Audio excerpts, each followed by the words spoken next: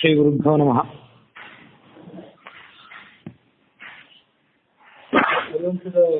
ವಿಷ್ಣು ಪರ್ವದ 126ನೇ ಅಧ್ಯಾಯ ಮುಂದುವರೆದಿದೆ.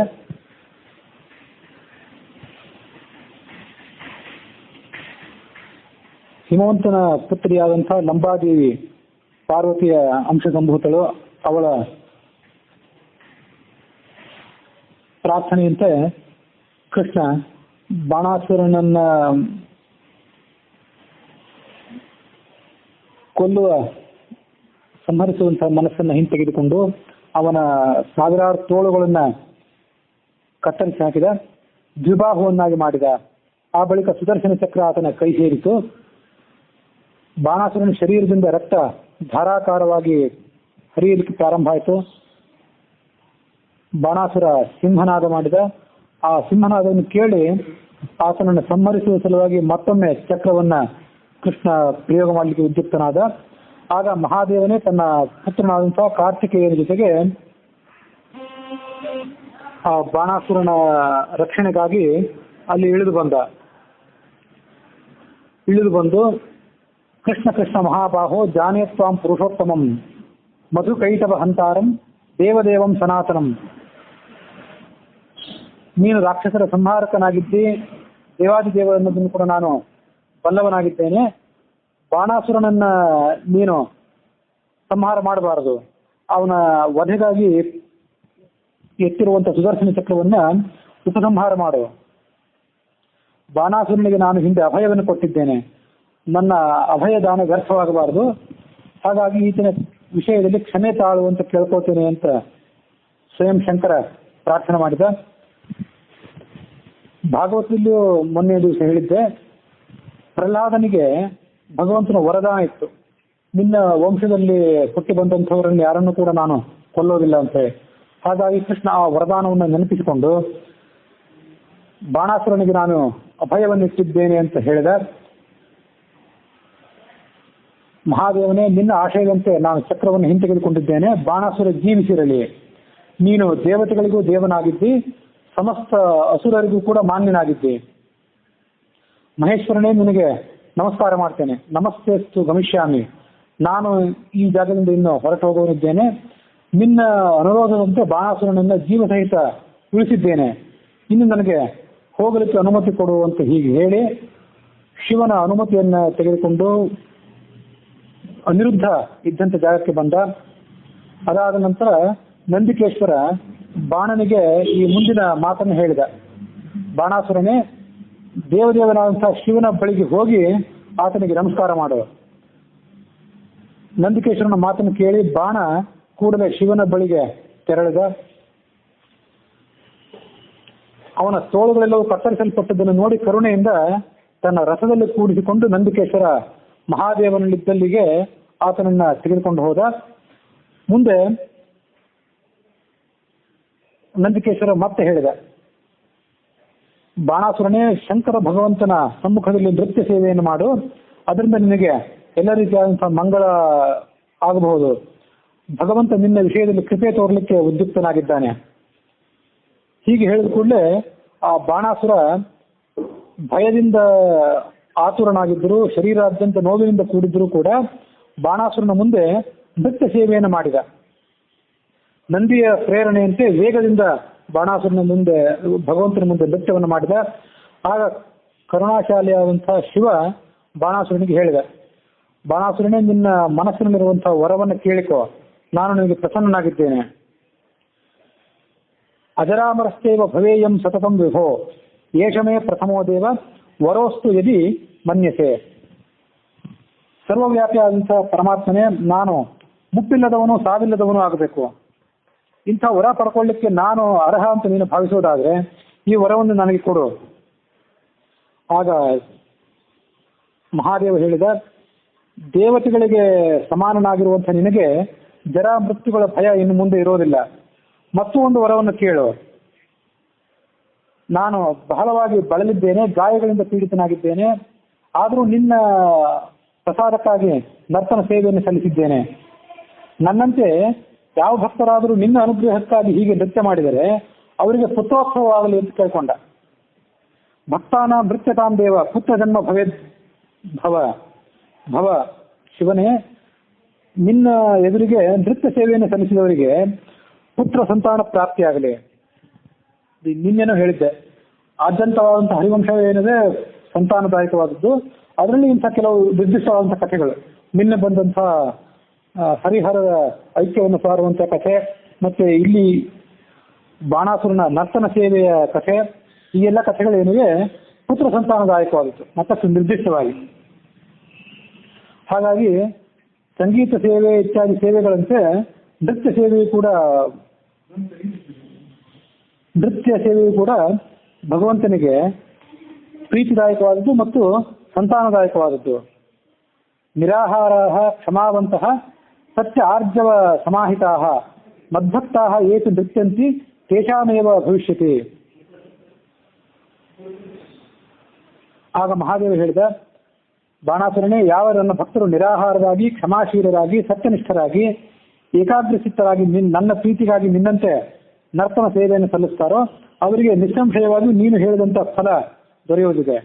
ಇವೆರಡು ವರಗಳಲ್ಲದೆ ಮತ್ತೊಂದು ವರವನ್ನು ಕೂಡ ಕೇಳು.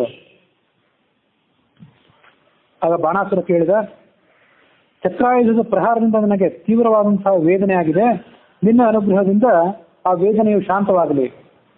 ಬಾಣಾಸುರನೇ, ಹಾಗೇ ಆಗಲಿ, ನಿನಗೆ ಮಂಗಳವಾಗಲಿ. ಚಕ್ರ ಪ್ರಹಾರದಿಂದ ಉಂಟಾದಂತ ನಿನಗೆ ಎಲ್ಲ ಪೀಡೆಯು ನಿನಗೆ ಪರಿಹಾರವಾಗಲಿ. ನಿನ್ನ ಶರೀರ ರಕ್ತ ಮತ್ತು ಗಾಯಗಳಿಂದ ರಹಿತವಾಗಲಿ. ನಿನಗೆ ಅಪೇಕ್ಷೆ ಇದ್ದರೆ 4ನೇ ವರವನ್ನು ಕೂಡ ನಾನು ಕೊಡ್ಲಿಕ್ಕೆ ಸಿದ್ಧನಾಗಿದ್ದೇನೆ. ಆಗ ಬಾಣಾಸುರ ಕೇಳಿದ, ನಾನು ನಿನ್ನ ಪ್ರಮಥ ಗಣಗಳ ಸಮುದಾಯದಲ್ಲಿ ಪ್ರಮುಖನಾಗಿರಬೇಕು. ನಿರಂತರವಾಗಿ ನಾನು ಮಹಾಕಾಲ ಅನ್ನುವಂಥ ಖ್ಯಾತಿಯನ್ನು ಪಡ್ಕೊಳ್ಬೇಕು. ಇದು ನನಗೆ 4ನೇ ವರವಾಗಿ ಸಿಗಲಿ.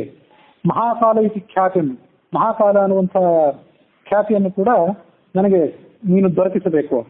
ಆಗ ಮಹೇಶ್ವರ ಹೇಳಿದ, ಹಾಗೆ ಆಗಲಿ, ನೀನು ಕೇಳಿದಂಥ ಎಲ್ಲ ವರಗಳು ನಿನಗೆ ನನ್ನ ಅನುಗ್ರಹದಿಂದ ದೊರೆಯುತ್ತವೆ. ಯಾವ ವಿಧವಾದಂತಹ ಗಾಯವೂ ಇಲ್ಲದೆ ಆರೋಗ್ಯಶಾಲಿಯಾದಂತಹ ದೃಢವಾದ ಶರೀರವನ್ನು ಪಡ್ಕೊಳ್ತಿ, ದಿವ್ಯವಾದಂತಹ ಸ್ವರೂಪವನ್ನು ಪಡ್ಕೊಳ್ತಿ. 5ನೇ ವರ ಇದ್ರೆ ಅದನ್ನೂ ಕೇಳು ಅಂತ ಹೇಳಿದ. ನಾನು 1000 ತೋಳುಗಳಿಂದ ಶೋಭಿಸ್ತಾ ಇದ್ದೆ ಹಿಂದೆ, ಈಗ 2 ತೋಳುಗಳು ಉಳಿದಿವೆ. ಅದರಿಂದ ನನ್ನ ಶರೀರದ ಸೌಂದರ್ಯಕ್ಕೆ ಸ್ವರೂಪತೆಗೆ ಧಕ್ಕೆ ಬರಬಾರದು. 2 ತೋಳುಗಳಿದ್ರೂ ನಾನು ಸುಂದರನಾಗಿಯೇ ಕಾಣಬೇಕು. ದ್ವಿಬಾಹುರಪಿ ಮೇ ದೇಹ ವಿರೂಪೋ ನ ಭವೇ ಅಂತ ಕೇಳ್ಕೊಂಡ. ಹಾಗೇ ಆಗಲಿ ಅಂದ. ಭಕ್ತರಿಗೆ ಕೊಡಬಾರದಾದದ್ದು ಯಾವುದೂ ನನ್ನ ಹತ್ರ ಇಲ್ಲವೇ ಇಲ್ಲ, ನೀನೇನು ವರ ಕೇಳ್ತಿ ಅದನ್ನೆಲ್ಲ ಕೊಟ್ಟಿದ್ದೇನೆ ಅಂದ.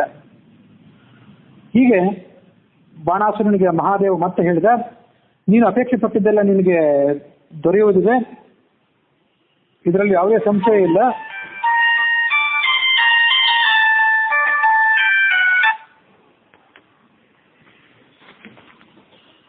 ಆದ್ದರಿಂದ ಸಮಾಹಿತ ಚಿತ್ತನಾಗಿ ನೀನು ನಿನ್ನ ಭವನಕ್ಕೆ ತೆರಳು ಎಂಬುದಾಗಿ ಹೇಳಿದ. ಅಲ್ಲಿಗೆ ಹರಿವಂಶದ ವಿಷ್ಣು ಪರ್ವದ 126ನೇ ಅಧ್ಯಾಯ ಮುಕ್ತಾಯವಾಗಿದೆ. ಬಾಣಾಸುರ ಈಶ್ವರನಿಂದ ಹಲವಾರು ವರಗಳನ್ನು ಪಡೆದುಕೊಂಡು ಪರಮತುಷ್ಟನಾದ. ಮಹಾಕಾಲತ್ವವನ್ನ, ಈಶ್ವರನ ಅನುಗ್ರಹದಿಂದ ಮಹಾಕಾಲ ಅನ್ನೋ ಹೆಸರನ್ನು ಪಡೆದುಕೊಂಡ. ಈಶ್ವರನ ಜೊತೆಗೆ ಆತ ಹೊರಟು ಹೋದ. ಆತನ ಗಣಗಳಲ್ಲಿ ಒಬ್ಬನಾಗಿಬಿಟ್ಟ. ಮುಂದೆ ಕೃಷ್ಣ ನಾರದ ಋಷಿಗಳ ಮೂಲಕ ಅನಿರುದ್ಧ ಎಲ್ಲಿದ್ದಾನೆ ಅನ್ನೋದನ್ನು ತಿಳಿದುಕೊಂಡ. ಅಂತಃಪುರದ ಪ್ರದೇಶದಲ್ಲಿ ನಿನ್ನ ಮೊಮ್ಮಗನಾದಂತಹ ಅನಿರುದ್ಧ ನಾಗಪಾಶಗಳಿಂದ ಬಂಧಿಸಲ್ಪಟ್ಟಿದ್ದಾನೆ. ಹೀಗೆ ಹೇಳಿದಾಗ ಆ ಉಷಯ ಸಖಿಯಾದಂತಹ ಚಿತ್ರಲೇಖೆ ಅವಸರದಿಂದ ಅಲ್ಲಿ ಧಾವಿಸಿ ಬಂದು, ಬಾಣಾಸುರನ ಅಂತಃಪುರ ಇದೇ ಆಗಿದೆ, ನೀನು ಇಲ್ಲಿಗೆ ಒಳಗೆ ಬರಬಹುದು ಅಂತ ಆತನನ್ನು ಆಹ್ವಾನಿಸಿದ್ಲು. ಕೃಷ್ಣ ಆ ಅನಿರುದ್ಧನನ್ನು ಬಿಡಿಸುವ ಸಲುವಾಗಿ ಬಾಣಾಸುರನ ಅಂತಃಪುರವನ್ನು ಪ್ರವೇಶ ಮಾಡಿದ. ಅನಿರುದ್ಧನ ಶರೀರದ ಸುತ್ತಲೂ ಸುತ್ತಿಕೊಂಡಿದ್ದಂಥ ಆ ಮಹಾಸರ್ಪಗಳೆಲ್ಲವೂ ಕೃಷ್ಣನ ಸನ್ನಿಧಾನದಿಂದ ಕಳಚಿ ಹೋದವು. ಅನಿರುದ್ಧನ ಮೈ ದಡವಿದ ಕೃಷ್ಣ. ಮುಂದೆ ಅನಿರುದ್ಧ ಕೃಷ್ಣನನ್ನು ಸ್ತೋತ್ರ ಮಾಡಿದ. ದೇವದೇವ ಸದಾ ಯುದ್ಧೇ ಜೇತಾ ತ್ವಮಸಿ ಕೇಶವ ನಶಕ್ತಃ ಪ್ರಮುಖೇ ಸ್ಥಾತು ಸಾಕ್ಷಾತ್ ಶತಕೃತು. ಸ್ವಯಂ ಇಂದ್ರನು ಕೂಡ ನಿನ್ನೆದುರಿಗೆ ಯುದ್ಧವನ್ನು ಮಾಡಲಾರ, ನೀನು ಯಾವತ್ತೂ ಕೂಡ ಯುದ್ಧದಲ್ಲಿ ವಿಜಯಿಯಾಗಿದ್ದಿ. ಹೀಗೆ ಕೃಷ್ಣನಿಗೆ ನಮಸ್ಕರಿಸಿ ಆ ಬಳಿಕ ಬಲರಾಮನಿಗೂ ಕೂಡ ಮೊದಲು ಬಲರಾಮನಿಗೆ ನಮಸ್ಕಾರ ಮಾಡಿ ಆ ಬಳಿಕ ಕೃಷ್ಣನಿಗೆ ನಮಸ್ಕಾರ ಮಾಡಿದ. ಗರುಡನಿಗೆ ನಮಸ್ಕಾರವನ್ನು ಮಾಡಿದ. ತನ್ನ ತಂದೆಯಾದಂತಹ ಪ್ರದ್ಯುಮ್ನನಿಗೆ ನಮಸ್ಕಾರ ಮಾಡಿದ. ಮುಂದೆ ಅವನ ಪತ್ನಿಯಾದಂತಹ ಉಷಾದೇವಿ ಅಲ್ಲಿಂದ ಬಂದು ಬಲರಾಮನಿಗೆ, ಕೃಷ್ಣನಿಗೆ, ಗರುಡನಿಗೆ ಮತ್ತು ಪ್ರದ್ಯುಮ್ನನಿಗೆ ನಮಸ್ಕಾರ ಮಾಡಿದ್ಲು. ನಾರದರು ಕೃಷ್ಣನನ್ನ ಸ್ತೋತ್ರ ಮಾಡಿದ್ರು. ಈ ರೀತಿ ಮುಂದಿನ ಮಾತನ್ನು ಹೇಳಿದ್ರು. ಭಗವಂತನೇ, ಇದು ನಮ್ಮೆಲ್ಲರ ದೇವತೆಗಳ ಸೌಭಾಗ್ಯವಾಗಿದೆ. ನೀನು ಬಾಣಾಸುರನನ್ನ ದಮನ ಮಾಡಿ ಮೊಮ್ಮಗನಾದಂತಹ ಅನಿರುದ್ಧನ ಜೊತೆಗೆ ಸಮಾಗಮವನ್ನು ಹೊಂದಿದ್ದಿ. ಇನ್ನ ನೀನು ಮುಂದೆ ನಿಂತು ಈ ಅನಿರುದ್ಧನಿಗೆ ವೀರ್ಯ ವಿವಾಹವನ್ನ ನೆರವೇರಿಸಿಕೊಡು. ವೀರ್ಯ ವಿವಾಹ ಅಂದ್ರೆ ಪರಾಕ್ರಮಗಳ ಮೂಲಕವಾಗಿ ಶತ್ರುವನ್ನ ಜಯಿಸಿ ಆ ಬಳಿಕ ಕನ್ಯೆಯನ್ನು ಮದುವೆ ಆಗೋದಕ್ಕೆ ವೀರ್ಯ ವಿವಾಹ ಅಂತ ಕರೀತಾರೆ. ಬೇಗ ವಿವಾಹವನ್ನು ಮಾಡು. ಯಾಕೆಂದ್ರೆ ಆ ವಿವಾಹದಲ್ಲಿ ನಡೆಯುವಂತಹ ಮುಂದಿನ ಕಾರ್ಯಕ್ರಮಗಳೇನಿವೆ ಅದನ್ನೆಲ್ಲ ಪಾಲ್ಗೊಳ್ಬೇಕು, ಆ ಆನಂದವನ್ನು ಅನುಭವಿಸಬೇಕು ಅಂತ ನನಗೆ ಬಹಳ ಕಾತರ ಇದೆ. ಅದೇನಂದ್ರೆ, ನಾನು ಹಿಂದೊಮ್ಮೆ ಹೇಳಿದ್ದೆ, ಉಳಿದಂತಹ ಬಂಧು ಬಾಂಧವರು ಮಿತ್ರರೆಲ್ಲ ಏನಿರ್ತಾರೆ ಅವರಿಗೆ ಮೃಷ್ಟಾನ್ನ ಮಿತ್ರರೇ ಜನ ಅಂತ ಭೋಜನ ಮಾಡ್ಬೇಕು ಅಂತ ಅಪೇಕ್ಷೆ ಇರ್ತದೆ. ನಾರದರಿಗೆ ಆ ಅಪೇಕ್ಷೆ ಇರಲಿಲ್ಲ. ಅವ್ರೇನು ಅಪೇಕ್ಷೆ ಪಟ್ರೆ ಅಂದ್ರೆ ಜಂಬೂಲ ಮಾಲಿಕ ಅದನ್ನ ನೋಡಬೇಕು ಮತ್ತು ಕೇಳಬೇಕು ಅಂತ ನನಗೆ ಬಹಳ ಅಪೇಕ್ಷೆ ಇದೆ ಅಂದ್ರು. ಅದೇನು ಜಂಬೂಲ ಮಾಲಿಕ ಅಂದ್ರೆ, ವಧು ಮತ್ತು ವರದ ಕಡೆಯವರಲ್ಲಿ ಪರಸ್ಪರ ಹಾಸ್ಯದ ಮಾತುಕತೆಗಳು, ಪರಸ್ಪರ ಕೇಳಿಸುವ ಮಾತುಕತೆಗಳು ಏನು ನಡೀತಾವಲ್ಲ, ಅದನ್ನು ನೋಡಬೇಕು ಅಂತ ನನಗೆ ಬಹಳ ಅಪೇಕ್ಷೆ ಇದೆ ಅಂದ್ರು ನಾರದರು. ಅದೊಂದು ವಿಶಿಷ್ಟವಾದ ಬಯಕೆ ಅವ್ರದ್ದು. ಹೀಗೆ ಆ ಬಯಕೆ ನನಗಿದೆ. ಹಾಗಾಗಿ ಅವರಿಗಾಗಲೇ ಗಾಂಧರ್ವ ವಿವಾಹವನ್ನು ಮಾಡಿಕೊಂಡು ಸಂಸಾರಸ್ಥರೇ ಆಗಿರಬಹುದು. ನೀನು ಮತ್ತೊಮ್ಮೆ ನಿನ್ನ ಮಗನಾದಂತಹ ಪ್ರದ್ಯುಮ್ನನ್ನು ಕರೆದುಕೊಂಡು ಅವರಿಗೆ ಮದುವೆ ಮಾಡು. ನಾನು ಆ ವಿವಾಹದಲ್ಲಿ ಪಾಲ್ಗೊಳ್ಳುವನಿದ್ದೇನೆ. ಅದೇ ಸಂದರ್ಭಕ್ಕೆ ವಿವಾಹಕ್ಕೆ ಬೇಕಾದಂತಹ ಸಾಮಗ್ರಿಗಳನ್ನು ತೆಗೆದುಕೊಂಡು ಮಹಾಮಂತ್ರಿಯಾದಂತಹ ಕುಭಾಂಡ ಅಲ್ಲಿಗೆ ಬಂದು ಕೃಷ್ಣನಿಗೆ ನಮಸ್ಕಾರ ಮಾಡಿದ. ನಾನು ನಿನಗೆ ಶರಣಾಗತನಾಗಿದ್ದೇನೆ, ಕೈ ಜೋಡಿಸಿ ನಿನ್ನ ಮುಂದೆ ಬಂದು ನಿಂತಿದ್ದೇನೆ. ಕುಭಾಂಡನಿಗೆ ಕೃಷ್ಣ ಅಭಯ ಪ್ರದಾನ ಮಾಡಿದ.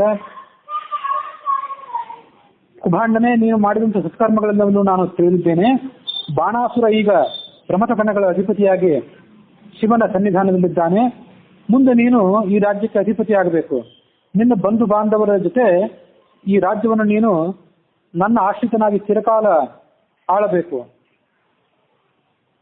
ಹೀಗೆ ಆ ಕುಭಾಂಡನಿಗೆ ರಾಜ್ಯದ ಭಾರವನ್ನು ವಹಿಸಿಕೊಟ್ಟು ಉಷಾದೇವಿ ಜೊತೆಗೆ ಅನಿರುದ್ಧನ ವಿವಾಹ ಸಂಸ್ಕಾರವನ್ನು ಕೃಷ್ಣ ನೆರವೇರಿಸಿದ. ಮಂಗಳ ಕಾರ್ಯಗಳನ್ನು ನೆರವೇರಿಸಲಿಕ್ಕೆ ಸ್ವಯಂ ಅಪ್ಸರೆಯರು ಅಲ್ಲಿ ಆಗಮಿಸಿದ್ರು. ತನ್ನ ಪತ್ನಿಯರ ಜೊತೆಗೆ ಅನಿರುದ್ಧ ಮಂಗಳ ಸ್ನಾನವನ್ನು ಮಾಡಿದ. ವಸ್ತ್ರಾಭರಣಗಳಿಂದ ಶರೀರವನ್ನು ಅಲಂಕರಿಸಿಕೊಂಡಿರುವ ವಧು ಮತ್ತು ವರವಿದ್ದರು ಕೂಡ ಗಂಧರ್ವರು ಸುಮನೋಹರವಾದಂತಹ ಗೀತೆಗಳನ್ನು ಹಾಡಿದರು. ಸಂದರ್ಭದ ಶೋಭೆಯನ್ನು ಹೆಚ್ಚಿಸುವುದಕ್ಕಾಗಿ ಅಪ್ಸರೆಯರು ನರ್ತನವನ್ನು ಮಾಡಿದರು. ಆ ಎಲ್ಲ ವಿವಾಹದ ಕಾರ್ಯಕ್ರಮ ಮುಗಿದ ಬಳಿಕ ದ್ವಾರಕಾನಗರಕ್ಕೆ ಹೊರಡಲಿಕ್ಕೆ ಕೃಷ್ಣ ಸನ್ನದ್ಧನಾದ. ಕುಭಾಂಡ ಮತ್ತೊಮ್ಮೆ ಕೃಷ್ಣನಿಗೆ ಕೈ ಜೋಡಿಸಿ ಈ ಮುಂದಿನ ಮಾತನ್ನು ಹೇಳಿದ.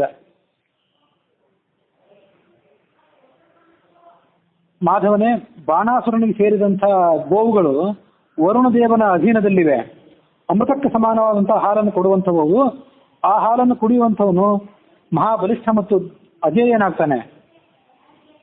ಇಷ್ಟೇ ಹೇಳಿದ. ಅದು ನೀನು ತಗೊಳ್ಬೇಕು ಬಿಡಬೇಕು ಏನೂ ಹೇಳಲಿಲ್ಲ. ಆ ಗೋವುಗಳ ಮಾಹಿತಿಯನ್ನಷ್ಟೇ ಕೃಷ್ಣನಿಗೆ ಆ ಕುಭಾಂಡ ಒಪ್ಪಿಸಿದ. ದ್ವಾರಕಾನಗರಕ್ಕೆ ಕೂಡಲೇ ಹೊರಡಬೇಕು ಅಂತ ಆಲೋಚನೆ ಮಾಡಿದ. ಬ್ರಹ್ಮದೇವ ಮೊದಲಾದಂತಹ ದೇವತೆಗಳು ಕೃಷ್ಣನ ಅನುಮತಿಯನ್ನು ಪಡೆದುಕೊಂಡು ತಮ್ಮ ತಮ್ಮ ಲೋಕಕ್ಕೆ ತೆರಳಿದರು. ಇಂದ್ರನು ಕೂಡ ಸ್ವರ್ಗಲೋಕಕ್ಕೆ ತೆರಳಿದ.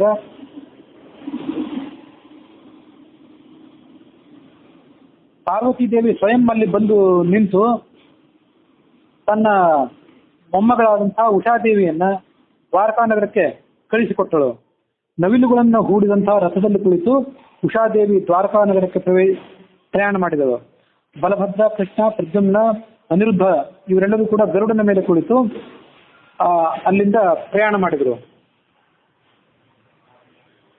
ಹೀಗೆ ಆಕಾಶದಲ್ಲಿ ಪ್ರಯಾಣ ಮಾಡುವಾಗ ಅಲ್ಲೊಂದು ಭಾಗದಲ್ಲಿ, ಸಮುದ್ರದ ಒಂದು ತೀರದಲ್ಲಿ ಒಂದು ವನದಲ್ಲಿ ಸಾವಿರಾರು ಆಕಳುಗಳು, ಹಾಲನ್ನು ಕರೆಯುವಂತಹ ಆಕಳುಗಳನ್ನ ಕೃಷ್ಣ ನೋಡಿದ. ಕುಭಾಂಡ ಹೇಳಿದ್ದನ್ನ ಅದನ್ನು ನೆನಪು ಮಾಡಿಕೊಂಡ. ಕುಭಾಂಡ ಹೇಳಿದಂತಹ ಗೋವುಗಳು ಇವೇ ಇದ್ದಿರಬೇಕು, ಅವುಗಳನ್ನ ನಾನು ಪಡೆದುಕೊಂಡು ದ್ವಾರಕಾನಗರಕ್ಕೆ ಸೇರಿಸಬೇಕು ಅಂತ ಆಲೋಚನೆ ಮಾಡಿದ. ಗರುಡನ ಮೇಲೆ ಕುರಿತೇ ಈ ಮಾತನ್ನ ಹೇಳಿದ ಗರುಡನಿಗೆ. ಆ ಗೋವುಗಳಿರುವಂಥ ಜಾಗಕ್ಕೆ ಶೀಘ್ರದಲ್ಲಿ ಪ್ರವೇಶ ಮಾಡುವ. ಬಾಣಾಸುರನ ಆ ಗೋವುಗಳನ್ನು ತರುವಂತೆ ಸತ್ಯಭಾಮಿ ನನಗೆ ಹೇಳಿ ಕಳಿಸಿದ್ದಾಳೆ. ಆ ಗೋವುಗಳ ಹಾಲನ್ನು ಕುಡಿದಂಥ ಯಾರೇ ವ್ಯಕ್ತಿಗಳಿರಲಿ, ರಾಕ್ಷಸರೇ ಇರಲಿ ಮತ್ತೆ ಯಾರೇ ಇರಲಿ, ಅವರು ಮುದುಕರೇ ಆಗೋದಿಲ್ಲ. ಒಂದು ವೇಳೆ ಮುದುಕರಾಗಿದ್ದವರು ಕುಡಿದು ಬಿಟ್ರೆ ಇದಕ್ಕಿದ್ದಂತೆ ತರುಣರಾಗಿಬಿಡ್ತಾರೆ. ಹಾಗಾಗಿ ಧರ್ಮಕ್ಕೆ ಏನೂ ಲೋಪವಿಲ್ಲದಿದ್ದರೆ ಆ ಹಸುಗಳನ್ನು ನನಗಾಗಿ ನೀವು ತೆಗೆದುಕೊಂಡು ಬಾ. ಏನಾದರೂ ಧರ್ಮಕ್ಕೆ ಲೋಪ ಬರುವಂತಿದ್ರೆ ಹಸುಗಳನ್ನು ಬಿಟ್ಟು ಬಿಡು, ಅಷ್ಟೊಂದು ಕಷ್ಟಪಡಬೇಕಾಗಿಲ್ಲ. ಹೀಗೆ ಸತ್ಯಭಾಮೆ ನನಗೆ ಹೇಳಿದ್ದು. ಬಾಣಾಸುರನ ಗೋವುಗಳು ಇವೇ ಆಗಿರಬೇಕು, ತೆಗೆದುಕೊಂಡು ಬಾ, ಆ ಜಾಗಕ್ಕೆ ನನ್ನ ಕರೆದುಕೊಂಡು ಹೋಗು ಅಂತ ಹೇಳಿದ ಗರುಡನಿಗೆ. ಗರುಡ ಹೇಳಿದ, ಗೋವುಗಳು ಅವೇ ಹೌದು, ಆದರೆ ನನ್ನನ್ನು ನೋಡಿದ ಕೂಡಲೇ ಆ ಗೋವುಗಳು ಅವಸರದಿಂದ ಸಮುದ್ರದೊಳಗೆ ಪ್ರವೇಶ ಮಾಡ್ತಾ ಇವೆ. ಈಗ ನಾನು ಏನು ಮಾಡಬೇಕು? ಹೀಗೆ ಹೇಳ್ತಾ ಆ ಗರುಡ ತನ್ನ ರೆಕ್ಕೆಗಳ ಬಿರುಗಾಳಿಯಿಂದ ಸಮುದ್ರವನ್ನು ಅಲ್ಲೋಲ ಕಲ್ಲೋಲ ಮಾಡಿದ. ಸಮುದ್ರದೊಳಗೆ ಪ್ರವೇಶ ಮಾಡಿದ. ಗರುಡ ಸಮುದ್ರದೊಳಗೆ ಬಂದದ್ದನ್ನು ನೋಡಿ ಆ ವರುಣನ ಸಮಸ್ತ ಸೈನಿಕರು ಭ್ರಾಂತರಾದರು. ಅವರು ಯುದ್ಧಕ್ಕೆ ಸಜ್ಜಾದರು. ವರುಣ ಮತ್ತು ಕೃಷ್ಣರ ನಡುವೆ ಪ್ರಬಲವಾದಂತಹ ಯುದ್ಧ ನಡೆಯಿತು. ವರುಣನ ರಥದ ಮೇಲೆ ಸುಂದರವಾದಂತಹ ಶ್ವೇತ ಛತ್ರವಿತ್ತು.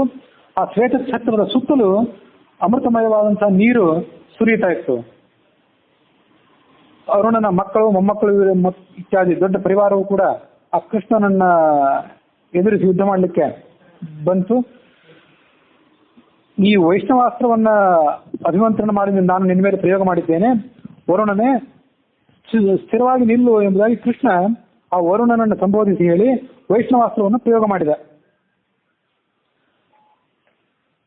ವಾರಣಾಸ್ತ್ರವನ್ನು ತಾನು ಧನಸ್ಸಿನಲ್ಲಿ ಹೂಡಿ ಅದನ್ನ ಕೃಷ್ಣನ ಮೇಲೆ ಪ್ರಯೋಗ ಮಾಡಿದ. ವಾರಣಾಸ್ತ್ರದ ಪ್ರಯೋಗದಿಂದ ಜಲರಾಶಿ ಉದ್ಭವಿಸಿತು. ಆ ಜಲರಾಶಿಯನ್ನ ಹಿಮ್ಮೆಟ್ಟಿಸುವುದಕ್ಕಾಗಿ ಕೃಷ್ಣನು ಅನೇಕ ಅಸ್ತ್ರಗಳನ್ನು ಪ್ರಯೋಗ ಮಾಡಿದ. ಈ ರೀತಿಯಾಗಿ ಅವರ ನಡುವೆ ಯುದ್ಧ ನಡೆದಾಗ ವರುಣದೇವ ಕೃಷ್ಣನಿಗೆ ಹೇಳಿದ, ಭಗವಂತನೇ, ನಿನ್ನ ಮೂಲ ಪ್ರಕೃತಿಯನ್ನ ಸ್ಮರಣೆ ಮಾಡಿಕೊ, ಈ ತಮೋ ಗುಣಗಳನ್ನ ವಿನಾಶ ಮಾಡುವ. ನೀನು ಯಾವತ್ತೂ ಶುದ್ಧವಾದಂಥ ಸತ್ವಗುಣದಲ್ಲಿ ಇರುವಂಥವನು. ಈ ಅವಿದ್ಯೆಯಿಂದ ಉಂಟಾದಂತಹ ಅವಿದ್ಯಾ, ಅಸ್ಮಿತಾ, ರಾಗ, ದ್ವೇಷ, ಅಭಿನಿವೇಶ ಅನ್ನುವಂಥ 5 ದೋಷಗಳನ್ನು ಪರಿತ್ಯಾಗ ಮಾಡುವ. ನಿನ್ನಿಂದ ನನಗೆ ಈ ಲೋಕಪಾಲತ್ವ ಮತ್ತು ಜ್ಯೇಷ್ಠ ಸ್ಥಾನ ಸಿಕ್ಕಿದೆ. ಅದನ್ನು ನೀನು ಮಾನ್ಯ ಮಾಡುವುದಕ್ಕೆ ಬದಲಾಗಿ ನನ್ನನ್ನು ಭಸ್ಮ ಮಾಡಲಿಕ್ಕಾಗಿ ವೈಷ್ಣವಾಸ್ತ್ರವನ್ನು ಪ್ರಯೋಗ ಮಾಡಿದ್ದಿ. ನೀನು ಈ ಸಂದರ್ಭವನ್ನು ಸೂಕ್ಷ್ಮವಾಗಿ ಆಲೋಚನೆ ಮಾಡು. ಬೆಂಕಿ ತನ್ನ ಪರಾಕ್ರಮವನ್ನು ಬೇರೆಯವರ ಮೇಲೆ ಯಾವತ್ತಾದ್ರೂ ತೋರಿಕೆ ಹೊರತು ಬೆಂಕಿಯ ಮೇಲೆ ತನ್ನ ಪ್ರಯೋಗವನ್ನು ಮಾಡಬಾರದು. ನಾನು ನಿನ್ನ ಮೇಲೆ ನನ್ನ ಪ್ರಭುತ್ವವನ್ನು ಸ್ಥಾಪನೆ ಮಾಡಲಿಕ್ಕೆ ಅಪೇಕ್ಷೆ ಪಟ್ಟಿಲ್ಲ. ನಿನ್ನಿಂದಲೇ ಈ ಮಹತ್ತತ್ವ, ಅಹಂಕಾರ ತತ್ವ ಮೊದಲಾದಂತಹ ಸಕಲ ಜಗತ್ತು ಕೂಡ ಈ ಜಗತ್ತಿನಲ್ಲಿ ಉದ್ಭವಿಸಿದೆ. ನೀನು ಆಗ್ನೇಯಾಸ್ತ್ರ, ವೈಷ್ಣವಾಸ್ತ್ರ, ಸೌಮ್ಯಾಸ್ತ್ರ ಮೊದಲಾದಂತಹ ಅಸ್ತ್ರಗಳನ್ನ ಸೃಷ್ಟಿ ಮಾಡಿದ್ದಿ. ಹಾಗಾಗಿ ನೀನೇ ಈ ಜಗತ್ತನ್ನು ವಿಸ್ತಾರಗೊಳಿಸಿದವನಾದ್ದರಿಂದ ನಿನ್ನ ಮೇಲೆ ನನ್ನ ದೋಷಾರೋಪವೇನಿಲ್ಲ.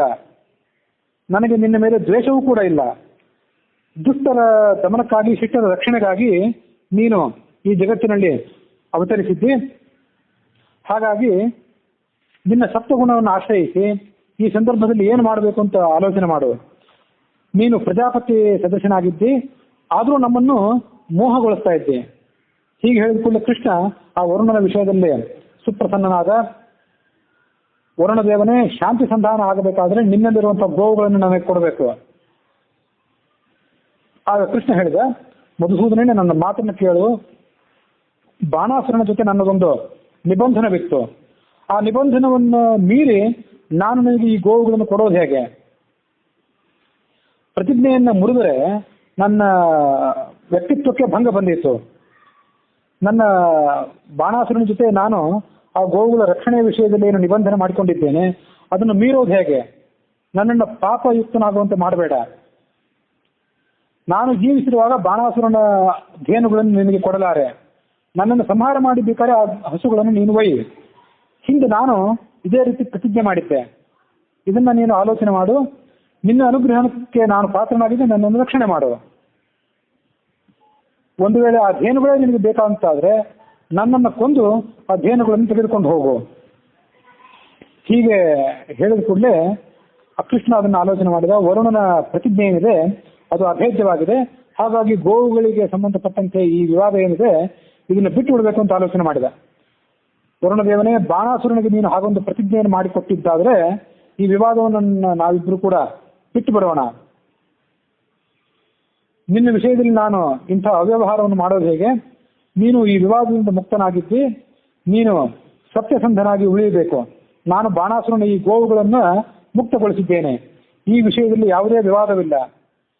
ಹೀಗೆ ಕೃಷ್ಣ ಹೇಳಿದ ಬಳಿಕ ವಾದ್ಯ ಘೋಷಗಳೊಡನೆ ಭೇರಿ ನಿನಾದಗಳೊಡನೆ ವರುಣದೇವ ಕೃಷ್ಣನಿಗೆ ಅರ್ಘ್ಯಪಾದ್ಯಾದಿಗಳ ಮೂಲಕವಾಗಿ ಪೂಜೆಯನ್ನು ಸಲ್ಲಿಸಿದ. ಸಂತೋಷದಿಂದ ಕೃಷ್ಣ ಆ ಪೂಜೆಯನ್ನು ಸ್ವೀಕಾರ ಮಾಡಿದ. ಬಲರಾಮ ಇತ್ಯಾದಿಗಳನ್ನು ಕೂಡ ಆಮೇಲೆ ಆ ವರುಣದೇವ ಸತ್ಕರಿಸಿದ. ದ್ವಾರಕಾ ನಗರಕ್ಕೆ ಕೃಷ್ಣ ಮುಂದೆ ಸಾಗಿದಾಗ ಅವನನ್ನ ಹಿಂಬಾಲಿಸಿಕೊಂಡು ಸಿದ್ಧರು, ಚಾರಣರು, ಗಂಧರ್ವರು, ಅಪ್ಸರೆಯರು, ಕಿನ್ನರೆಲ್ಲರೂ ಕೂಡ ಅವನನ್ನು ಅನುಸರಿಸಿದರು. ದ್ವಾರಕಾ ನಗರ ದೂರದಲ್ಲಿದ್ದಾಗಲೇ ಕೃಷ್ಣ ತನ್ನ ಪಾಂಚಜನ್ಯ ಶಂಖವನ್ನು ಊದಿದ. ಪಾಂಚಜನ್ಯ ಶಂಖದ ಧ್ವನಿಯನ್ನು ಕೇಳಿ ಕೃಷ್ಣನೇ ಬಂದಿದ್ದಾನೆ ಎಂಬುದಾಗಿ ದ್ವಾರಕಾ ನಗರದ ನಿವಾಸಿಗಳು ಊಹಿಸಿ ಆತನ ಸ್ವಾಗತಕ್ಕಾಗಿ ತಮ್ಮ ನಗರವನ್ನ ಲಘು ಬಗೆಯಿಂದ ಅಲಂಕರಿಸಿದರು. ಅವನನ್ನು ಸ್ವಾಗತಿಸಿದ್ರು, ಆತನಿಗೆ ನಮಸ್ಕರಿಸಿದರು. ಮುಂದೆ ಬಲರಾಮ, ಪ್ರದ್ಯುಮ್ನ ಇತ್ಯಾದಿಗಳನ್ನು ಕೂಡ ಅವರು ಸ್ವಾಗತ ಮಾಡಿದರು. ಅಜೇಯನಾಗಿದ್ದಂತಹ ಬಾಣಾಸುರನನ್ನ ಜಯಿಸಿ ಬಂದಂತಹ ಘಟನೆ ಏನಿತ್ತು, ಇದು ಆ ಯಾದವ ಶ್ರೇಷ್ಠರೆಲ್ಲರಿಗೂ ಕೂಡ ಅಪರಿಮಿತವಾದಂತಹ ಸಂತೋಷಕ್ಕೆ ಕಾರಣವಾಗಿತ್ತು. ಈ ಗರುಡನು ಕೂಡ ಮಹಾಪರಾಕ್ರಮಿಯಾಗಿದ್ದಾನೆ. ಬಹಳ ದೂರ ಕಾಲ ಆತ ಪ್ರಯಾಣ ಮಾಡಿದ್ದಾನೆ. ಸುಮಾರು 11,000 ಯೋಜನೆ ದ್ವಾರಕಾ ನಗರದಿಂದ ಆ ಶೋಣಿತಪುರ ಇತ್ತು ಅಂತ ಹಿಂದೆ ನನಗೆ ಹೇಳಿದ ನೆನಪು. ಅಂಥ ಗರುಡ ಆ ದೂರದ ಪ್ರಯಾಣವನ್ನು ಶೀಘ್ರದಲ್ಲಿ ಮಾಡಿ ಬಂದಿದ್ದಾನೆ. ಹೀಗೆ ಕೃಷ್ಣ ಆ ಬಾಣಾಸುರನನ್ನು ಸೋಲಿಸಿ ತನ್ನ ಮೊಮ್ಮಗನನ್ನ ಮತ್ತು ಆತನ ನೂತನ ಪತ್ನಿಯನ್ನು ತೆಗೆದುಕೊಂಡು ಬಂದಿದ್ದಾನೆ ಎಂಬುದಾಗಿ ಆ ದ್ವಾರಕಾ ನಗರದ ನಿವಾಸಿಗಳು ಕೃಷ್ಣನ ಪರಾಕ್ರಮವನ್ನು ವಿವಿಧ ರೀತಿಯಿಂದ ಪ್ರಶಂಸೆ ಮಾಡಿದರು. ಕೃಷ್ಣ, ಪ್ರದ್ಯುಮ್ನ, ಅನಿರುದ್ಧರು ಗರುಡನ ಮೇಲಿಂದ ಇಳಿದು ತಮ್ಮ ಅರಮನೆಗಳನ್ನು ಪ್ರವೇಶ ಮಾಡುವಾಗ ದೇವ ವಿಮಾನಗಳೆಲ್ಲವೂ ಕೂಡ ದ್ವಾರಕಾ ನಗರದ ಮೇಲೆ ಕಂಡು ಬಂದವು. ಹಂಸ, ವೃಷಭ, ಮೃಗ, ಆನೆ, ಕುದುರೆ, ಸಾರಸ ಪಕ್ಷಿ, ನವಿಲು ಮೊದಲಾದಂತಹ ಪಕ್ಷಿಗಳ ರೂಪದಲ್ಲಿ, ಪ್ರಾಣಿಗಳ ರೂಪದಲ್ಲಿ ದಿವ್ಯ ತೇಜಸ್ಸಿನಿಂದ ಕಂಗೊಳಿಸುವಂತಹ ಸಾವಿರಾರು ವಿಮಾನಗಳನ್ನ ಅಲ್ಲಿ ದ್ವಾರಕಾ ನಗರದ ನಿವಾಸಿಗಳು ನೋಡಬಹುದಿತ್ತು. ಪ್ರದ್ಯುಮ್ನ ಮೊದಲಾದವರನ್ನು ಕುರಿತು ಕೃಷ್ಣ ತೋರಿಸಿದ ಆ ದೇವತೆಗಳನ್ನ. ಕುಮಾರರೇ, ಇಲ್ಲಿ ನೋಡಿ, ಇವರೆಲ್ಲರೂ ಕೂಡ ಏಕಾದಶಿ ರುದ್ರರು, ಇವರು ದ್ವಾದಶಾದಿತ್ಯರು, ಇವರು ಅಷ್ಟವಸುಗಳು, ಇವರು ಅಶ್ವಿನಿ ದೇವತೆಗಳು, ಇವರು ಸಾಧ್ಯರು, ಇವರೆಲ್ಲರಿಗೂ ಕೂಡ ನೀವು ನಮಸ್ಕರಿಸಿ. ದೇವತೆಗಳ ಹಂತಕನಾದಂತಹ ಸಹಸ್ರಾಕ್ಷನಾದಂತಹ ಇಂದ್ರನಿಗೂ ಕೂಡ ಸಪರಿವಾರನಾದಂತಹ ಇಂದ್ರನಿಗೆ ನೀವು ನಮಸ್ಕಾರ ಮಾಡಿ. ಸಪ್ತರ್ಷಿಗಳು, ಬೃಹಸ್ಪತಿ ಮೊದಲಾದವರು ಇಲ್ಲಿದ್ದಾರೆ, ಅವರಿಗೂ ನಿಮ್ಮ ನಮಸ್ಕಾರವನ್ನು ಸಲ್ಲಿಸಿ. ಸಾಗರಗಳ ಅಧಿದೇವತೆಗಳು, ಸರೋವರದ ಅಧಿದೇವತೆಗಳು, ದಿಗ್ದೇವತೆಗಳು ಇಲ್ಲಿ ಬಂದಿದ್ದಾರೆ ನನ್ನ ದರ್ಶನಕ್ಕಾಗಿ, ಅವರಿಗೆ ನಮಸ್ಕಾರ ಮಾಡಿ. ವಾಸುಕಿ ಮೊದಲಾದಂತಹ ಮಹಾಬಲಿಷ್ಠರಾದಂತಹ ನಾಗರು ಇಲ್ಲಿ ಬಂದಿದ್ದಾರೆ, ಅವರಿಗೆ ನಿಮ್ಮ ನಮಸ್ಕಾರವನ್ನು ಸಲ್ಲಿಸಿ. ಹೀಗೆ ಹೇಳಿದ ಬಳಿಕ ಆ ಯಾದವರೆಲ್ಲರೂ ಕೂಡ ಸಪರಿವಾರರಾಗಿ ದೇವತೆಗಳ ಗಣಕ್ಕೆ ನಮಸ್ಕಾರ ಮಾಡಿದ್ರು. ಸಮಸ್ತ ದೇವತೆಗಳು ಅಲ್ಲಿ ಬಂದದ್ದನ್ನು ನೋಡಿ ದ್ವಾರಕಾ ನಗರದ ನಿವಾಸಿಗಳಿಗೆ ಅದೊಂದು ದೊಡ್ಡ ವಿಸ್ಮಯದ ಸಂಗತಿಯಾಗಿತ್ತು. ದೇವತೆಗಳನ್ನ ಪೂಜಿಸುವ ಸಲುವಾಗಿ ವಿವಿಧ ಪೂಜಾ ಸಾಮಗ್ರಿಗಳನ್ನ ಲಘು ಬಗೆಯಿಂದ ಅಲ್ಲಿಗೆ ತಂದರು. ಕೃಷ್ಣನ ಸಾನ್ನಿಧ್ಯದಿಂದಾಗಿ ಇಂಥ ಅದ್ಭುತವಾದಂತಹ ಕೌತುಕ ಇವತ್ತು ನಮ್ಮ ಕಣ್ಣಿಗೆ ದೊರೆತಿದೆ. ಚಂದನದ ಚೂರ್ಣಗಳನ್ನ ಮತ್ತು ವಿವಿಧ ರೀತಿಯಾದಂತಹ ಪುಷ್ಪಗಳನ್ನ ದಾರಿಯಲ್ಲಿ ಅವರು ಎರಚ್ತಾ ಇದ್ರು, ದೇವತೆಗಳನ್ನ ಆರಾಧನೆ ಮಾಡಿದ್ರು. ದೇವರಾಜನಾದಂಥ ಇಂದ್ರ ಉಗ್ರಸೇನನ್ನ, ವಸುದೇವನನ್ನ, ಸಾಂಬನನ್ನ, ಸಾತ್ವಿಕಿ ಮೊದಲಾದವರನ್ನ ಆಲಿಂಗನ ಮಾಡಿಕೊಂಡ ಮತ್ತು ಸಮಸ್ತ ಯಾದವರಿಗೆ ಈ ಮುಂದಿನ ಮಾತನ್ನು ಹೇಳಿದ. ಸಾತ್ವತಾಮೇಶ ಸರ್ವೇಶಾಂ ಯದುನಂದನಂ. ಈ ಕೃಷ್ಣ ಸಾತ್ವತ ವಂಶದಲ್ಲಿ ಅಗ್ರಗಣ್ಯನಾಗಿದ್ದಾನೆ. ತನ್ನ ಪರಾಕ್ರಮದ ಮೂಲಕವಾಗಿ ಅನಿರುದ್ಧನನ್ನ ಬಂಧನದಿಂದ ಮುಕ್ತಗೊಳಿಸಿ ಆ ಬಾಣಾಸುರನನ್ನ ಪರಾಜಿತನನ್ನಾಗಿ ಮಾಡಿ ದ್ವಾರಕಾ ನಗರಕ್ಕೆ ಆಗಮಿಸಿದ್ದಾನೆ. ಸಹಸ್ರ ಬಾಹುವಾದಂತಹ ಬಾಣನನ್ನ ದ್ವಿಬಾಹುವನ್ನಾಗಿ ಮಾಡಿದ್ದಾನೆ. ಈಗ ಬಾಣಾಸುರನ ಮೇಲೆ ಕೃಷ್ಣ ಗಳಿಸಿದಂತಹ ವಿಜಯದಿಂದಾಗಿ ನಮ್ಮೆಲ್ಲರ ದುಃಖ ನಿವಾರಣೆಯಾಗಿದೆ. ಯಾದವರೇ, ಇನ್ನು ನೀವು ನಿರಾತಂಕವಾಗಿ ಈ ಆನಂದವನ್ನು ಅನುಭವಿಸಿರಿ, ಅದಕ್ಕೇನ್ ಮಾಡಿ ಅಂದ್ರೆ ಮಧುಪಾನ ಮಾಡಿ, ಎಲ್ಲರೂ ಒಂದು ಸಂತೋಷದಿಂದ ಮಧುಪಾನ ಮಾಡಿ ಅಂತ ಹೇಳಿದ್ರು ಇಂದ್ರ. ಅವ್ರು ಮೊದಲೇ ಮಧುಪಾನ ಮಾಡ್ಲಿಕ್ಕೆ ತಯಾರಾಗಿದ್ರು ಯಾದವರು. ಇಂದ್ರನ ಸೂಚನೆಯನ್ನು ಅನುಸರಿಸಿ ಮತ್ತಷ್ಟು ವಿಷಯ ಭೋಗಗಳನ್ನ ಮತ್ತು ಮಧುಪಾನವನ್ನು ಮಾಡಿದರು. ಕೃಷ್ಣನ ಅನುಗ್ರಹದಿಂದ ನಾವು ದೇವತೆಗಳು ಮತ್ತು ನೀವು ಯಾದವರೆಲ್ಲರೂ ಕೂಡ ತೊಂದರೆ ಆತಂಕರಹಿತರಾಗಿದ್ದೀರಿ. ಹೀಗೆ ಕೃಷ್ಣನಿಗೆ ಸ್ತೋತ್ರ ಸಲ್ಲಿಸಿ ಆತನನ್ನು ಆಲಂಬಿಸಿಕೊಂಡು ಆತನ ಅನುಮತಿಯನ್ನು ಪಡೆದುಕೊಂಡು ಎಲ್ಲ ದೇವತೆಗಳು ತಮ್ಮ ತಮ್ಮ ವಾಸಸ್ಥಾನವನ್ನು ಕುರಿತು ಪ್ರಯಾಣ ಮಾಡಿದರು. ಕೃಷ್ಣ ಎಲ್ಲ ಯಾದವರ ಕುಶಲ ಪ್ರಶ್ನೆಯನ್ನು ಮಾಡಿದ. ಕೃಷ್ಣ ಕೆಲವು ಕಾಲ ಆ ದ್ವಾರಕಾ ನಗರದಲ್ಲಿ ಇರಲಿಲ್ಲ. ಹಾಗಾಗಿ ಒಂದು ಶ್ಲೋಕ ಹಿಂದೆಲ್ಲ ತಾತ್ಪರ್ಯದಲ್ಲಿ ಬಂದಿದ್ದಿದೆ, ಗೋವಿಂದ ವಿರಹಾಕ್ಷಮಾಹ. ಆ ಯಾದವರಿಗೆ ಒಂದು ಕ್ಷಣವೂ ಕೂಡ ಗೋವಿಂದನನ್ನು ಬಿಟ್ಟಿರ್ಲಿಕ್ಕೆ ಸಾಧ್ಯ ಇಲ್ಲ. ಅವನು ಎಲ್ಲಾದ್ರೂ ಹೋಗಿ ಮತ್ತೆ ತಿರುಗಿ ಬಂದರೆ ಅದೊಂದು ದೊಡ್ಡ ಸಂಭ್ರಮ ಅವರಿಗೆ.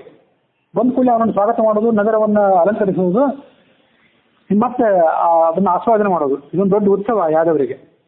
ಸಾವಿರಾರು ಸಂಖ್ಯೆಯಲ್ಲಿ ಹಿಂದೊಮ್ಮೆ ಹೇಳಿದ್ದೆ 10 ಲಕ್ಷ ಕೋಟಿ ಆದವರು ಅಲ್ಲಿ ಇದ್ರು ಅಂತ ಹೇಳಿದ್ದೆ. ಹಾಗೆ ದಿನವೂ ಕೂಡ ಬರ್ತಿದ್ರು ಅವರು.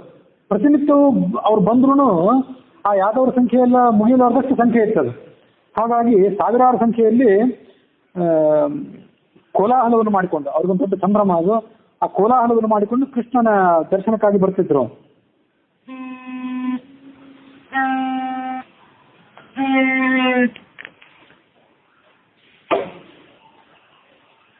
ದ್ವಾರಕೆಗೆ ಬಂದ ಸಂತೋಷವನ್ನು ಹೀಗೆ ಯಾದವರು ಅನುಭವಿಸುವುದು ಅನ್ನೋರಿಗೆ 127ನೇ ಅಧ್ಯಾಯ ಮುಕ್ತಾಯವಾಗಿದೆ. ಉಗ್ರಸೇನ ಮಹಾರಾಜ ಕೃಷ್ಣನಿಗೆ ಹೇಳಿದ, ಯದುನಂದನನೇ, ನಾನು ಹೇಳುವುದನ್ನು ಕೇಳು. ಅನಿರುದ್ಧ ಕ್ಷೇಮವಾಗಿ ನಗರಕ್ಕೆ ಹಿಂತಿರುಗಿದ್ದಾನೆ. ಹಾಗಾಗಿ ಒಂದು ಮಹೋತ್ಸವವನ್ನು ಏರ್ಪಡಿಸಬೇಕು ಅಂತ ನಮ್ಮ ಅಭಿಪ್ರಾಯ ಆಗಿದೆ. ದ್ವಾರಕಾ ನಗರದಲ್ಲಿ ನಿತ್ಯ ಉತ್ಸವನೇ ಇರ್ತಿತ್ತು. ಅವರೇನು ಕೆಲಸ ಮಾಡಬೇಕಾಗಿರಲಿಲ್ಲ, ಉದ್ಯಮ ಬೇರೆ ಯಾವುದೂ ಮಾಡಬೇಕಾಗಿರಲಿಲ್ಲ ಧನ ಸಂಗ್ರಹಕ್ಕಾಗಿ. ಕೃಷ್ಣನ ಸನ್ನಿಧಾನದಿಂದಾಗಿ ಬೇಕಾದಷ್ಟು ದೊಡ್ಡ ಪ್ರಮಾಣದ ಧನವೇ ಅಲ್ಲಿತ್ತು, ನಿತ್ಯ ಉತ್ಸವ ಅಲ್ಲಿತ್ತು. ಇಂಥದ್ದೊಂದು ಮತ್ತೊಂದು ವಿಶೇಷವಾದಂಥ ಉತ್ಸವ ಅಲ್ಲಿ ನಡೆಯೋದಿತ್ತು. ಕುಭಾಂಡನ ಪುತ್ರಿಯಾದಂತಹ ರಾಮ ಅನ್ನೋಳು ಕೂಡ ಇಲ್ಲಿ ಬಂದಿದ್ದಾಳೆ. ಅವಳು ಉಷಾದೇವಿಯ ಸಖಿಯರಲ್ಲಿ ಒಬ್ಬಳಾಗಿದ್ದಾಳೆ. ಅವಳು ಅಂತಃಪುರವನ್ನು ಪ್ರವೇಶ ಮಾಡಲಿ. ನಿನ್ನ ಪತ್ನಿಯಾದಂತಹ ವಿದರ್ಭನಂದಿನಿಯಾದಂತಹ ರುಕ್ಮಿಣಿ ಆ ಕುಭಾಂಡನ ಪುತ್ರಿಯನ್ನು ಕೂಡ ತನ್ನ ಸೊಸೆಯನ್ನಾಗಿ ಮಾಡ್ಕೊಳ್ಳಿ. ಸೊಸೆ ಅಂದ್ರೆ ತನ್ನ ಮೊಮ್ಮಕ್ಕಳ ಪತ್ನಿಯನ್ನಾಗಿ ಮಾಡ್ಕೊಳ್ಳಿ ಅಂತ ಅರ್ಥ ಇದ್ದಿರಬೇಕು. ಹಾಗಿಲ್ಲ, ಸಾಂಬನ ಜೊತೆಗೆ ಆತನ ವಿವಾಹ ಆಗಲಿ ಅಂತ. ಉಷಾ ಮತ್ತು ರಾಮ ಇಬ್ಬರು ಸಖಿಯರು. ಅದರಲ್ಲಿ ಉಷಾ ಕೃಷ್ಣನ ಮೊಮ್ಮಗನನ್ನ ಅನಿರುದ್ಧನ ಮದುವೆ ಆದಳು. ಆ ರಾಮ ಕೃಷ್ಣನ ಮಗನಾದಂಥ ಸಾಂಬನನ್ನ ಮದುವೆ ಆದರು. ಉಷಾದೇವಿಯ ಉಳಿದ ಸಖಿಯರು ಅವರು ಕೂಡ ಇಲ್ಲಿ ಏನೋ ಉಷಾದೇವಿಯನ್ನು ಹಿಂಬಾಲಿಸಿ ಬಂದಿದ್ದಾರೆ. ಅವರು ಕೂಡ ಉಳಿದ ರಾಜಕುಮಾರಿಯರನ್ನು ಮದುವೆ ಆಗಲಿ. ಹೀಗೆ ಉಗ್ರಸೇನ ಹೇಳಿದ ಕೂಡಲೇ ಕೃಷ್ಣ ಆತನ ಅಭಿಪ್ರಾಯವನ್ನು ಅನುಮೋದನೆ ಮಾಡಿದ. ಅನಿರುದ್ಧ ಮತ್ತು ಶ್ರೀಧನ್ವ ಅಂತ ಮತ್ತೊಬ್ಬ ರಾಜಕುಮಾರ, ಅವರ ಅರಮನೆಯಲ್ಲಿ ಬೃಹತ್ ಪ್ರಮಾಣದ ಉತ್ಸವ ಪ್ರಾರಂಭ ಆಯಿತು. ಪಟ್ಟಣದ ನಾರಿಯರು ವಿವಿಧ ರೀತಿಯಿಂದ ಅಲಂಕಾರ ಮಾಡಿಕೊಂಡು ವಾದ್ಯಗಳನ್ನ ನುಡಿಸಿದರು. ಅಪ್ಸರೆಯರೇ ಸ್ವಯಂ ಬಂದಿದ್ರು, ಅವರು ನೃತ್ಯ ಮಾಡ್ತಿದ್ರು, ಕೆಲವರು ಗಾಯನ ಮಾಡ್ತಿದ್ರು. ವಿವಿಧ ರೀತಿಯಾದಂತಹ ವಿನೋದಗಳಲ್ಲಿ ಅವರೆಲ್ಲ ಕೂಡ ಮಗ್ನರಾಗಿದ್ದರು. ಪರಸ್ಪರವಾಗಿ ಅವರು ಮಾತಾಡ್ಕೊಳ್ತಿದ್ರು. ನಾನಾ ರೀತಿಯಾದಂತಹ ವಸ್ತ್ರಾಭರಣಗಳನ್ನು ಧರಿಸಿ ವಿವಿಧ ರೀತಿಯಾದಂತಹ ಕ್ರೀಡೆಗಳಲ್ಲಿ ಆ ಸ್ತ್ರೀಯರು ಮಗ್ನರಾಗಿದ್ರು. ಕೆಲವು ಸ್ತ್ರೀಯರು ಪಗಡೆ ಆಡ್ತಾ ಇದ್ರು, ಕೆಲವು ಸ್ತ್ರೀಯರು ಮತ್ತೆ ಕೆಲವರ ಕುಶಲವನ್ನ ಪ್ರಶ್ನೆ ಮಾಡ್ತಿದ್ರು. ಉಷಾದೇವಿ ಕುಳಿತಂಥ ರಥ, ಅದರಲ್ಲಿ ಉಷಾದೇವಿ ತನ್ನ ಸಖಿಯರ ಜೊತೆಗೆ ಕೂತ್ಕೊಂಡಿದ್ಲು. ಆ ರಥ ಹೆಬ್ಬಾಗಿಲಿಗೆ ಬಂತು.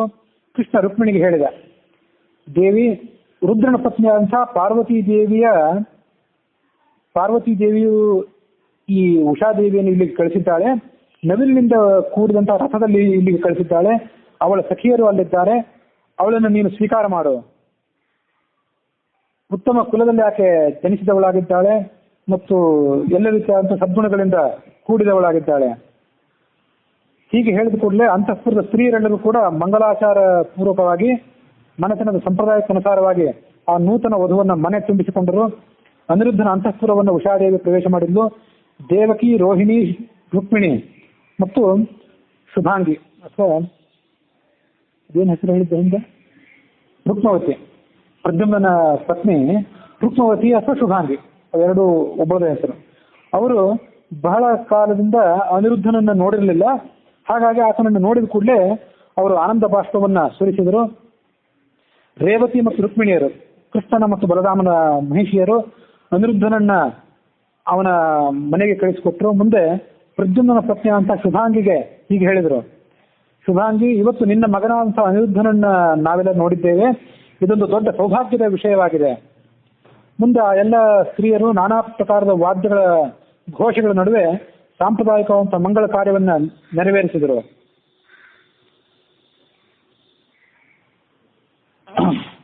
ಆ ಉಷಾದೇವಿಯ ಸಖಿಯರಲ್ಲಿ ಒಬ್ಬಳಾದಂಥ, ಅವಳಿಗೆ ಎಲ್ಲ ರೀತಿಯಾದಂಥ ಸಹಾಯವನ್ನು ಒದಗಿಸಿದ್ದಂಥ ಚಿತ್ರಲೇಖ ಅನ್ನುವಂಥ ಅಪ್ಸರೆ ಏನಿದ್ಲು, ಅವಳು ಉಷಾದೇವಿ ಮತ್ತು ಅವಳ ಸಖಿಯರ ಅನುಮತಿಯನ್ನು ಪಡೆದುಕೊಂಡು ಸ್ವರ್ಗಲೋಕಕ್ಕೆ ಹೊರಟು ಹೋದ್ಲು. ಉಷಾದೇವಿಯನ್ನ ಅದಾದ್ಮೇಲೆ ಮಾಯಾವತಿ ಮೊದಲು ತನ್ನ ಅರಮನೆಗೆ ಕರ್ಕೊಂಡು ಹೋದ್ಲು. ಅಲ್ಲಿ ಮುಂದೆ ಏನ್ ಬರೋದಿದೆ ಅಂದ್ರೆ, ಇವತ್ತಿಗೂ ಕೂಡ ಯಾವ್ದಾದ್ರು ಒಂದು ಮದುವೆ ನಡೆದ್ರೆ ಆ ನೂತನ ವಧುವರನ್ನ ಬಂಧು ಬಾಂಧವರು ಮತ್ತು ಪರಿಚಿತರೆಲ್ಲರೂ ಕೂಡ ನಮ್ಮ ಮನೆಗೆ ಔತಣ ಕೊಡಬೇಕು ಅಂತ ಪ್ರತಿಯೊಬ್ಬರು ಕರ್ಕೊಂಡು ಹೋಗ್ತಾರಲ್ಲ, ಅದು ಕೆಲವು ತಿಂಗಳಾದ್ರೂ ಮುಗಿಲಿಕ್ಕಿಲ್ಲ. ಇಂಥ ಸೀಮಿತ ಪರಿವಾರದಲ್ಲೇ, ನಮ್ದೆಲ್ಲ ಸೀಮಿತ ಪರಿವಾರ, ಲಕ್ಷಗಟ್ಟಲೆ ಕೋಟಿಗಟ್ಟಲೆ ಆದವರೆಲ್ಲ ಇದ್ರು. ಅವ್ರನ್ನೆಲ್ಲ ಎಲ್ಲರ ಮನೆಗೆ ಇವ್ರು ಹೋಗಿ ಬರ್ಬೇಕಲ್ಲ. ಅದೆಲ್ಲಿಂದ ಪ್ರಾರಂಭ ಆಯ್ತು ಅಂದ್ರೆ ಮಾಯಾವತಿಯಿಂದ ಪ್ರಾರಂಭ ಆಯ್ತು. ಮಾಯಾವತಿ ಅಂದ್ರೆ ಯಾರು ಇನ್ನೊಂದ್ಸರಿ ನೆನ್ಪು ಮಾಡ್ಕೊಳ್ಬೇಕಲ್ಲ. ಅವರು ಕೃಷ್ಣನ ಮಗನಾದಂತಹ ಪ್ರದ್ಯುಮ್ನ ಮೊದಲ ಪತ್ನಿ ಅವಳು. ಶುಭಾಂಗಿ ಅಥವಾ ರುಕ್ಮವತಿ ಅಂತ ಏನಿದ್ಲು, ಅವಳು ರುಕ್ಮಿಣಿಯ ಸಹೋದರನಾದಂಥ ರುಕ್ಮಿಣಿಯ ಮಗಳು. ಮಾಯಾವತಿ ಸ್ವಯಂ ಮನ್ಮಥನ ಪತ್ನಿಯಾದಂಥ ರತಿ, ಅವಳೇ ಮಾಯಾವತಿ. ಆ ಪ್ರದ್ಯುಮ್ನ ಹುಟ್ಟಿದ 10 ದಿವಸಗಳಿಗೆ ಶಂಬರಾಸುರ ಆತನನ್ನು ಅಪಹಾರ ಮಾಡಿದ್ದ.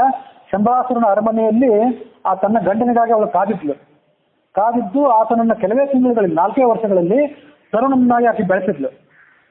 ಹೀಗೆ ಬೆಳೆಸಿ ಅವನಿಗೆ ಸಕಲ ವಿದ್ಯೆಗಳನ್ನ ಉಪದೇಶ ಮಾಡಿ ಅವನ ಮೂಲಕ ಶಂಬರಾಸುರನ ವಧೆಯನ್ನು ಮಾಡಿಸಿದ್ಲು.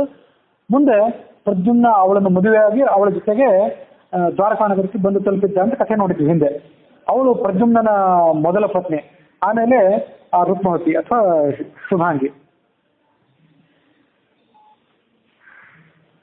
ಆ ಮಾಯಾವತಿ ತನ್ನ ಸುಂದರಿಯಾದಂಥ ಸೊಸೆಯನ್ನ ತನ್ನ ಅರಮನೆಗೆ ಆಹ್ವಾನಿಸಿದಳು. ವಿವಿಧ ರೀತಿಯಾದಂತಹ ಉಡುಗೊರೆಗಳ ಜೊತೆಗೆ ಮತ್ತು ಭೋಜನ ಜೊತೆಗೆ ಅವಳನ್ನ ಸತ್ಕರಿಸಿದಳು. ಅದಾದ ನಂತರ ಯದುಕುಲದ ಸಮಸ್ತ ಸ್ತ್ರೀಯರು ತಮ್ಮ ಕುಲಾಚಾರದ ಅನುಸಾರವಾಗಿ ನೂತನವಾದಂತಹ ಉಷಾದೇವಿಯನ್ನ ತಮ್ಮ ತಮ್ಮ ಮನೆಗಳಿಗೆ ಆಹ್ವಾನಿಸಿ ತಮ್ಮ ಸ್ವಧರ್ಮವನ್ನು ಪರಿಪಾಲನೆ ಮಾಡಿದರು. ಮುಂದೆ ವೈಶಂಪಾಯನರು ಹೇಳಿದರು, ಜನಮೇಜಯನೇ, ಕೃಷ್ಣ ಯಾವ ರೀತಿಯಾಗಿ ಯುದ್ಧದಲ್ಲಿ ಬಾಣಾಸುರನನ್ನು ಜಯಿಸಿದ ಮತ್ತು ಆತನನ್ನ ಯಾವ ಕಾರಣದಿಂದಾಗಿ ಜೀವಸಹಿತವಾಗಿ ಬಿಟ್ಟ, ಈ ಎಲ್ಲ ಪ್ರಸಂಗಗಳನ್ನು ನಿನಗೆ ನಾನು ವಿವರ ಸಮೇತವಾಗಿ ಹೇಳಿದ್ದೇನೆ. ಕೃಷ್ಣ ಹೀಗೆ ಪರಮಾನಂದ ಭರಿತನಾಗಿ ತನ್ನ ಪರಿವಾರದೊಂದಿಗೆ ದ್ವಾರಕಾನಗರದಲ್ಲಿ ಕಾಲವನ್ನು ಕಳೆದ. ಪೃಥ್ವಿಯಲ್ಲಿ ಅವತಾರ ಮಾಡಿ ಯದುಕುಲ ಶ್ರೇಷ್ಠನಾಗಿ ವಾಸುದೇವ ಅನ್ನೋ ಹೆಸರಿನಿಂದ ಆತ ಜನಿಸಿ ದೇವಕಿಯ ಗರ್ಭ ಸಂಭೂತನಾಗಿ ಆತ ಪ್ರಕಟನಾಗಿದ್ದ. ಅವನ ವಿಷಯಕ್ಕೆ ಸಂಬಂಧಪಟ್ಟಂತೆ ಹಿಂದೆ ನೀನು ನನ್ನ ಪ್ರಶ್ನೆ ಮಾಡಿದ್ದೆ. ಅವನಿಗೆ ಸಂಬಂಧಪಟ್ಟಂತೆ ಎಲ್ಲ ಲೀಲೆಗಳನ್ನು ಇಲ್ಲಿ ಹೇಳಿ ಮುಗಿಸಿದ್ದೇನೆ. ನಿನ್ನ ಎಲ್ಲ ಪ್ರಶ್ನೆಗಳಿಗೆ ನಾನು ಉತ್ತರ ಕೊಟ್ಟಂತಾಯಿತು. ಎಲ್ಲ ಪ್ರಶ್ನೆಗಳನ್ನು ನಾನು ಸಂಕ್ಷಿಪ್ತವಾಗಿ ಹೇಳಿದ್ದೇನೆ ಅಂತಂದ್ರು. ಇಲ್ಲಿ ತನಕ ಹೇಳಿದ್ದು ಇದೇ ಸಂಕ್ಷಿಪ್ತ. ಇನ್ನೂ ಅವರು ವಿವರವಾಗಿ ಹೇಳೋದಾಗಿದೆ, ಇನ್ನೂ ಎಷ್ಟಿರ್ತೋ ಏನೋ. ಮಥುರಾ ಪಟ್ಟಣದಲ್ಲಿ ಆ ಕೃಷ್ಣ ಅವತರಿಸಿದ್ನಲ್ಲ, ಅದ್ರ ಬಗ್ಗೆ ನಿನಗೊಂದು ದೊಡ್ಡ ಸಂದೇಹವೇ ಇತ್ತಲ್ಲ ಅಂತಂದ್ರು ಅವರು ವೈಶಂಪಾಯನ ಜನಮೇಜಯನಿಗೆ. ಯಾಕೆ ಸಂದೇಹ ಇತ್ತು ಅಂತಂದ್ರೆ, ವಾಸುದೇವನ ಸ್ವರೂಪ, ಆತನ ಮಹಿಮೆ, ಆ ಎಲ್ಲ ಕಡೆ ವ್ಯಾಪಿಸಿರುವಂತಹ ಸಕಲ ಸದ್ಗುಣ ಪರಿಪೂರ್ಣನಾದಂತಹ ಭಗವಂತ ಒಂದು ನಿರ್ದಿಷ್ಟವಾದಂತಹ ಸ್ತ್ರೀಯ ಗರ್ಭದಲ್ಲಿ ಅವತಾರ ಮಾಡೋದು ಸಾಧ್ಯವೇ ಅನ್ನೋದ್ರ ಬಗ್ಗೆ ಆ ಜನಮೇಜಯನಿಗೂ ಸಂದೇಹ ಇತ್ತಂತೆ. ಈಗೂ ಎಷ್ಟೋ ಜನರಿಗೂ ಸಂದೇಹ ಇದೆ. ಭಗವಂತನ ಅವತಾರವನ್ನು ಒಪ್ಪೋದೇ ಇಲ್ಲ ಎಷ್ಟೋ ಜನರು. ವೈದಿಕರು, ನಮ್ಮಲ್ಲೇ ಆರ್ಯ ಸಮಾಜದವರು ಇತ್ಯಾದಿಗಳು ಭಗವಂತನಿಗೆ ಅವತಾರವನ್ನು ಒಪ್ಪೋದಿಲ್ಲ. ಇನ್ನು ಇಸ್ಲಾಂ ಧರ್ಮ, ಕ್ರೈಸ್ತ ಧರ್ಮಗಳಲ್ಲಂತೂ ಭಗವಂತನಿಗೆ ಅವತಾರವನ್ನ, ಭಗವಂತನಿಗೆ ಪತ್ನಿಯರನ್ನ, ಭಗವಂತನಿಗೆ ಮಕ್ಕಳನ್ನ ಇತ್ಯಾದಿಗಳನ್ನು ಹೇಳೋದೇನಿದೆ ಅದು ಶಿರ್ಕ್ ಅಂತ ಅನ್ಸ್ಕೋತದೆ. ಶಿರ್ಕ್ ಅಂದ್ರೆ ದೇವತೆಗಳ ಜೊತೆಗೆ, ದೇವರ ಜೊತೆಗೆ ಭಾಗೀದಾರನಾಗೋದು. ಅದೊಂದು ದೊಡ್ಡ ಪಾಪ. ಭಗವಂತನಿಗೆ ಒಬ್ಬ ಪತ್ನಿ ಇದ್ದಾಳೆ, ಮಗ ಇದ್ದಾನೆ, ಮೊಮ್ಮಗ ಇದ್ದಾನೆ, ಮರಿಮಗ ಇದ್ದಾನೆ ಅಂತ ಕಲ್ಪನೆ ಮಾಡೋದೇನಿದೆ ಅದೊಂದು ದೈವ ಭಾಗೀದಾರಿಕೆ ಅಂತ ಕಲ್ಸ್ಕೋತದೆ. ಅದೊಂದು ದೋಷ, ದೊಡ್ಡ ಅಪರಾಧ ಅಂತ ಹೇಳ್ತಾರೆ ಅವರು. ನಮ್ಮಲ್ಲಿ ಅದು ದೊಡ್ಡ ಅಪರಾಧ ಅಲ್ಲ. ಭಗವಂತನಿಗೆ ಒಬ್ಬಳಲ್ಲ 16,108. ಅದಂದ್ರೆ ಹಿಂದೊಮ್ಮೆ ಹೇಳಿದ್ದು 91,000 ಪ್ರೇಯಸಿಯರು ಅವನಿಗಿದ್ರು ಅಂತ ಹೇಳಿದ್ದೆ. ಕೋಟಿಗಟ್ಟಲೆ ಮಕ್ಕಳು, ಮೊಮ್ಮಕ್ಕಳು, ಗಿರಿಮಕ್ಕಳು ಎಲ್ಲ ಇದ್ರು. 125 ವರ್ಷ ಆತ ಬದುಕಿದ್ದ. ಹಾಗಾಗಿ 60ನೇ ವರ್ಷದ ಶಾಂತಿಯನ್ನು ಮಾಡ್ಕೋತಾರೆ. ಅದು ನಾವು 2 ಬಾರಿ ಮಾಡಿಸ್ಕೊಂಡಿದ್ದಿರ್ಬೇಕು ಕೃಷ್ಣ. ಹೀಗೆ ನಮ್ಮಲ್ಲಿ ಅದನ್ನ ಕೃಷ್ಣನಿಗೆ ಒಂದು ವೈಭವವನ್ನು ಹೆಚ್ಚಿಸುವಂತ ಸಂಗತಿಗಳು. ನಮ್ಮಲ್ಲಿ ಅದೊಂದು ದೋಷಾರೋಪಣೆ ಏನಲ್ಲ.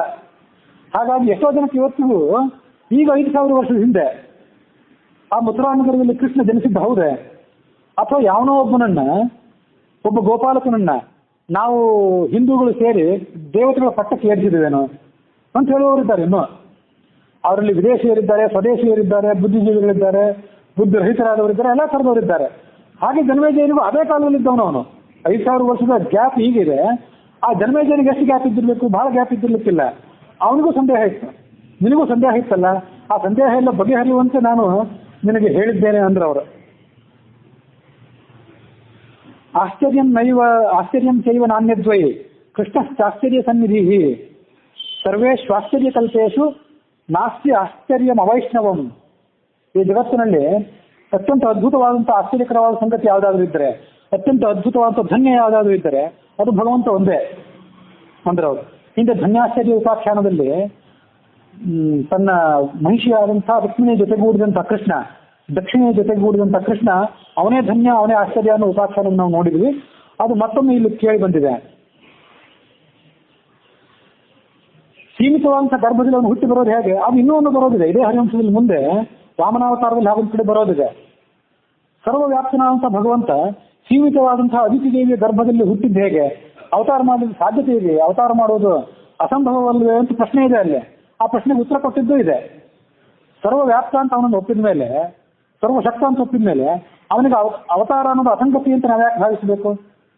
ನಾವು ಸರ್ವಶಕ್ತರಲ್ಲ, ನಾವು ಸರ್ವಜ್ಞರಲ್ಲ, ನಾವು ಸರ್ವಕರ್ತರಲ್ಲ. ನಮಗೆ ಯಾವ ಸಂಗತಿಗಳು ಅಸಾಧ್ಯವೋ, ನಾವು ಯಾವ ಸಂಗತಿಯನ್ನು ಮಾಡಲಾರೆವೋ ಅದನ್ನು ಅವನು ಮಾಡಲಾರ ಅಂತ ನಾವು ಯಾಕೆ ಭಾವಿಸಬೇಕು? ಸರ್ವಜ್ಞ ಸರ್ವಶಕ್ತ ಅಂತ ಒಪ್ಪಿದ ಮೇಲೆ ಎಲ್ಲವೂ ಅವನಿಗೆ ಸಂಭಾವಿತವೆ. ಪ್ರಮಾಣ ಇದೆಯೋ ಇಲ್ಲೋ ಅಂತ ಪ್ರಶ್ನೆ ಮಾಡಬೇಕು. ಇಷ್ಟೆಲ್ಲ ಪ್ರಮಾಣಗಳು ಮುಂದೆ ಇದ್ದ ಮೇಲೆ ಅದನ್ನು ಒಪ್ಪದೇ ಇರಲಿಕ್ಕೆ ಯಾವುದೇ ಬಾಧಕವೂ ಇಲ್ಲ, ಒಪ್ಪಲಿಕ್ಕೆ ಯಾವುದೇ ಬಾಧಕವೂ ಇಲ್ಲ. ಪ್ರಮಾಣವನ್ನೇ ಒಪ್ಪದೇ ಇದ್ದವರಿಗೆ ಸಂಗತಿ ಬೇರೆ ಆಯಿತು. ಆಶ್ಚರ್ಯಂ ಚೈವ ನಾಣ್ಯದ್ವಯೇ, ಭಗವಂತನನ್ನು ಬಿಟ್ಟು ಬೇರೆ ಆಶ್ಚರ್ಯದ ಸಂಗತಿಯೇ ಇಲ್ಲ ಅಂತದೆ ಈ ಶ್ಲೋಕ. ಮತ್ತೆ ಜಗತ್ತಿನಾದ್ಯಂತ ಮಹಾ ತತ್ವಜ್ಞಾನಿಗಳು ಅಂತ ಅನ್ಸ್ಕೊಂಡವರು, ವಿಜ್ಞಾನಿಗಳು ಅಂತ ಅನ್ಸ್ಕೊಂಡವರು, ಇತ್ತೀಚೆಗೂ ಕೂಡ ದೊಡ್ಡ ದೊಡ್ಡ ಭೌತ ವಿಜ್ಞಾನಿಗಳು, ನಮ್ಮ ದೇಶದವರೇ ಆದಂಥವ್ರು ಮತ್ತು ಪ್ರದೇಶದವರೇ ಆದಂಥವ್ರು ದೊಡ್ಡ ದೊಡ್ಡ ಭೌತ ವಿಜ್ಞಾನಿಗಳು ಕೂಡ ನಾವು ಇವತ್ತಿನ ತನಕ ವಿಜ್ಞಾನವನ್ನು ಏನು ತಿಳಿದಿದ್ದೇವೆ, ಈ ವಿಜ್ಞಾನ ಸಾಗರದ ಎದುರಿಗೆ ನಾವು ಬಂದು ನಿಂತರೆ ಇದೊಂದು ಕಣವನ್ನು ಮಾತ್ರ ನಾವು ತಿಳಿದಂತೆ ಇನ್ನೂ ಎಷ್ಟೋ ಅಸಂಖ್ಯಾತವಾದಂತಹ ಅನಂತವಾದಂಥ ನೀರಿನ ಬಿಂದುಗಳು ಸಾಗರದಲ್ಲಿವೆ.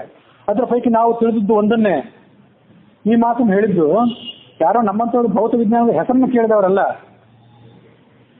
ನ್ಯೂಟನ್ ಇರಬೇಕು ಅಥವಾ ಆಲ್ಬರ್ಟ್ ಐನ್ಸ್ಟೈನ್ ಇರಬೇಕು, ಸರಿಯಾಗಿ ನೆನಪಿಲ್ಲ.